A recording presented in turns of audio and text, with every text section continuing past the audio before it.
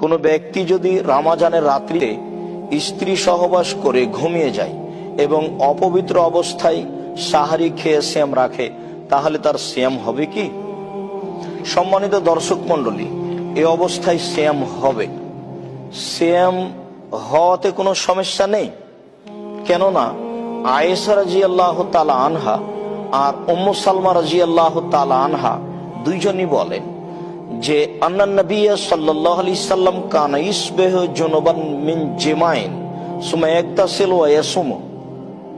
রাসূল সাল্লাল্লাহু আলাইহি সাল্লাম রমজান মাসে স্ত্রী মিলনের কারণে সকাল করতেন, তারপর তিনি গোসল করতেন এবং সিয়াম পালন করতেন। হাদিস বুখারী মুসলিম। এই মর্মে আরো স্পষ্ট রয়েছে। আয়েশা রাদিয়াল্লাহু তাআলা আনহা বলেন, কানা রাসূলুল্লাহ সাল্লাল্লাহু আলাইহি সাল্লাম ইদরিকুল ফজর ফি রমাদানা ওয়া হুয়া জুনুবুন মিন গায়রি হুলবিন। রাসূল সাল্লাল্লাহু আলাইহি সাল্লাম রমজান মাসে অপবিত্র অবস্থায় সকাল করে দিতেন, ফজরের আজান হয়ে যেত, তারপরে তিনি ঘুম থেকে উঠতেন গোসল না করেই। আজান হয়ে যাওয়ার পরে তিনি গোসল করতেন, তারপরে সিয়াম পালন করতেন। হাদিস বুখারী মুসলিম। সম্মানিত দর্শক